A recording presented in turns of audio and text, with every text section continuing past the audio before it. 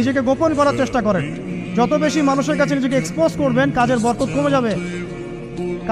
কমে যাবে, চোখ লাগবে, নজর লাগবে। এবং চোখ লাগা বদ নজরে বহু আলেম আস্তে আস্তে মাঠ থেকে মাইনাস হয়ে গেছে না, যায় নাই? এখন কি আলেমদের সংখ্যা বেশি না কম? যত দিন যাবে আলেমের সংখ্যা আরো কমে যাবে।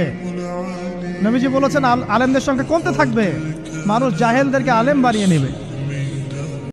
আর আমি আমার ক্ষুদ্র জীবনে অভিজ্ঞতা থেকে দেখেছি, ছেড়ে দেওয়ার মধ্যে সুখ আছে আর কি।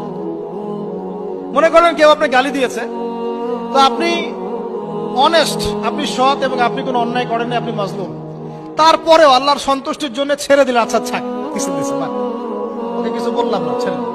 এই ছেড়ে দেওয়ার মধ্যে যে এত সুখ, এটা আপনি বুঝতে পারবেন না।